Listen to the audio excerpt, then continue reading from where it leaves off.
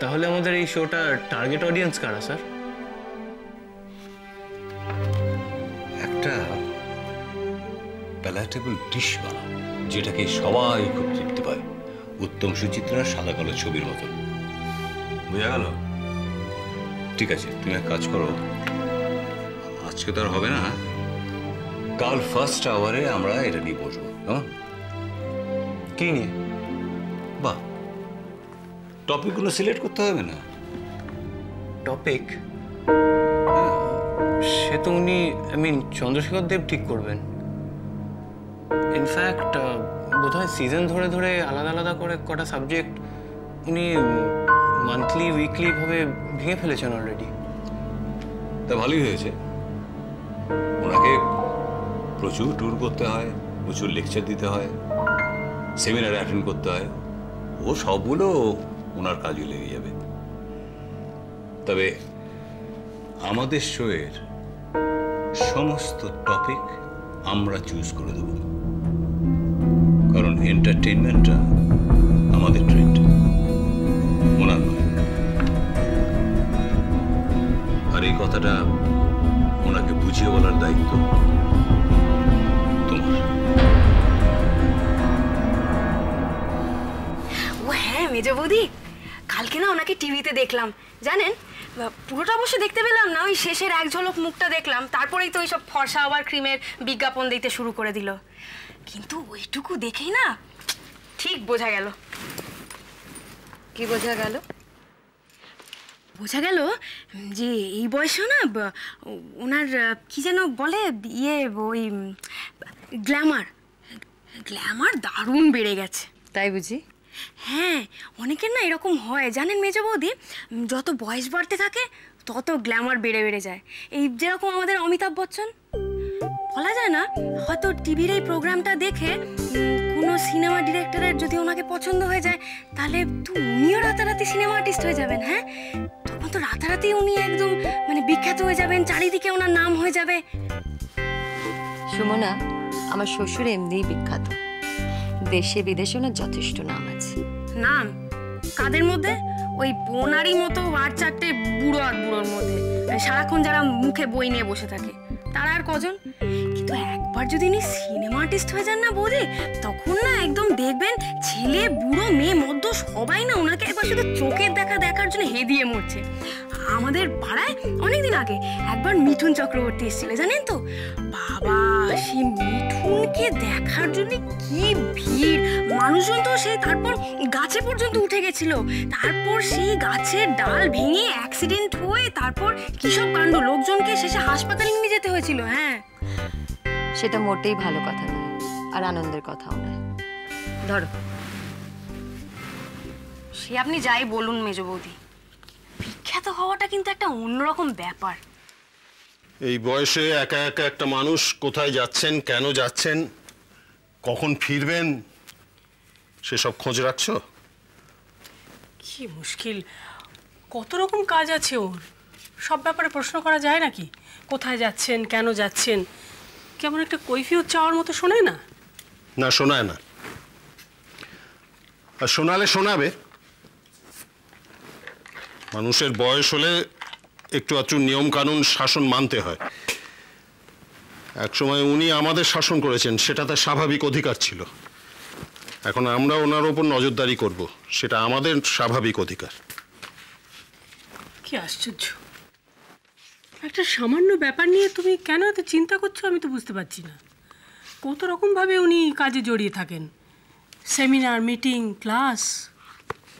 এখন কোনো সেমিনার বা ক্লাস নেই, আর মিটিং করতে বাবাকে কোথাও যেতে হয় না। ছাত্রছাত্রী, প্রকাশক, সংগঠক সব বাবার কাছে আসে। আর টিভির অফিস, ওই যে চ্যানেল না কি বলে, সেখানে? না না, ওখানে এখনো শুটিং ফুটিংই শুরু হয়নি, ওখানে আবার কিসের কাজ? আচ্ছা, আমার একটা কথা বলো তো, বাবাকে বাড়ির গাড়ি না নিয়ে আজকাল ভাড়া গাড়ি নিয়ে বেরোতে হয় কেন? ওমা, সেটা তো ওরা দিয়েছে এই এখানে ওখানে যাবার জন্যে। এই এখানে ওখানেটা কোথায়? বাবা নাকি ওদের বলেছেন যে যে বা যারা ওনাকে রিসার্চের কাজে হেল্প করছেন তাদের কাছে যেতে হয়। তা আমি ভাবছি কলকাতা শহরে এমন ব্যস্ত বড় পণ্ডিত কে আছেন যে রবীন্দ্রনাথ নিয়ে চন্দ্রশেখর দেবকে আজকাল ঘন ঘন তার বাড়ি উজিয়ে যেতে হয়। তোমার এই কথাটা আমার একটু ভালো লাগছে না, কেমন যেন গোয়েন্দাদের মতো শোনাচ্ছে। ওই যে বললাম বাবার বয়স হয়েছে, ছেলে হিসেবে তার খোঁজ নেওয়াটা আমি আমার কর্তব্য মনে করি।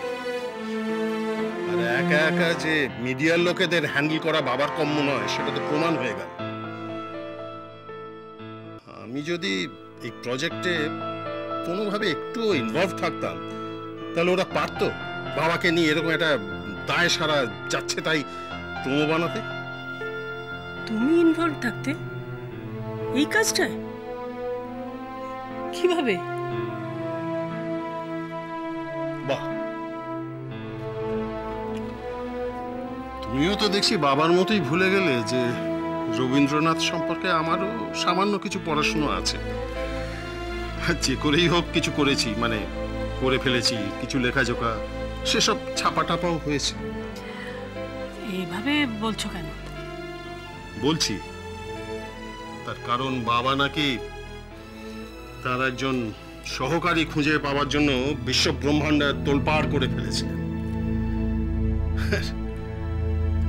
ধানের শীষের ওপর শিশি বিন্দুর কথা তার মনেই পড়েনি। আর গানের ব্যাপারে পুপেকে বলেছিলেন, সেও তো আর এক দিগ্গজ, তাকে নিয়ে তো বিস্তর টালবাহানা চলছে শুনলাম। শেষ পর্যন্ত বাবা এক সহকারী খুঁজে পেয়েছেন, এমন সহকারী যার নাম ঠিকানা পরিচয় গোপন রাখার জন্য বাবাকে ভাড়া গাড়ি করে ঘন ঘন বেরোতে হচ্ছে। আচ্ছা, তোমার বিরক্তিটা ঠিক কিসের জন্য বলো তো? বাবা এই বয়সে শরীরের যত্ন নিচ্ছেন না, অনিয়ম করছেন, সেই জন্যে? না এই কাজটায় তোমাকে সঙ্গে নেননি, এই অনুষ্ঠানটায় তোমাকে সঙ্গে নিলে তোমার নাম যশ আর একটু বাড়তো, আর তোমার মুখটাও লোকে একটু বেশি চিনতো, সেই সুযোগটা তোমাকে দেননি, সেই জন্যে?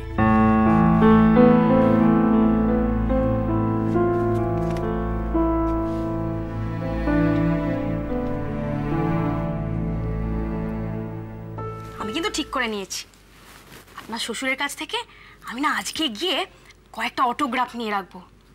বাবা 1 বছর তো নিয়ম করে ওনাকে টিভিতে দেখাবে, সেটাই বা কম কথা কি? তুমি এখন বাবার কাছ থেকে অটোগ্রাফ নিতে যাবে? হ্যাঁ, তাতে কি হয়েছে? না সুমনা, এমনিতে এই টিভি প্রোগ্রাম নিয়ে বাড়িতে যথেষ্ট গন্ডগোল হচ্ছে, ছেলেরা এত ক্ষেপে রয়েছে, তার মধ্যে তুমি যাবে? হ্যাঁ, ক্ষেপে তো থাকবেই। বাবা বিখ্যাত হয়ে গেলে ছেলেদের তো একটু আধটু হিংসা হবেই। তবে আমি তো শুনেছি তারাও নাকি সব বড় বড় বিদ্যা বুদ্ধির জাহাজ। তা কই টিভিওয়ালারা তো তাদের কাছে গেল না। রাগ হওয়াটাই তো স্বাভাবিক। সে যাই হোক মেজ বৌদি, আপনি ওইসব গোলমালের মধ্যে না থেকে আপনার নিজের মেয়েকে নিয়ে ভাবুন। ওই নিয়ে আর ভাবার কিছু নেই, যেমন যেমন আসবে তেমন ভাবে ফেস করব। ও তাহলে আপাতত আপনি এই কথাটা ফেস করুন যে আপনার মেয়ে ওই কি বলে জানো, কি ওই জারদোসি না কি সব ওইসব ঝিলিক ঝিলিক শাড়ি পরে এইয়া উঁচু হিল পরে হিন্দি সিনেমার গানের সঙ্গে ধেই ধেই করে নেচে বেড়াচ্ছে। কি? বিশ্বাস না হয় আপনি তাকে ডেকে জিজ্ঞেস করুন না। ওই পাঞ্জাবি ছেলেটার কোন এক আত্মীয়ের বিয়ে ছিল না কি ছিল, তো সেখানে ওই সব গান বাজনাও না কি হয়েছে, তা আপনার মেয়েও তো সেখানে। কি আর বলবো মেজো বৌদি, দাদু এদিকে টিভিতে এইসব রবীন্দ্রনাথকে নিয়ে লেকচার দিয়ে যাচ্ছেন, আর আপনার মেয়ে ওদিকে কজরারের সঙ্গে ধেই ধেই করে নেচে বেড়াচ্ছে। তোমাকে কে বললো এই সমস্ত কথা? আমাকে আর কে বলবে মেজো বৌদি, ও নিজেই বলছিল আপনার ওই সেজো জায়ের মেয়েকে, আমি নিজের কানে শুনেছি।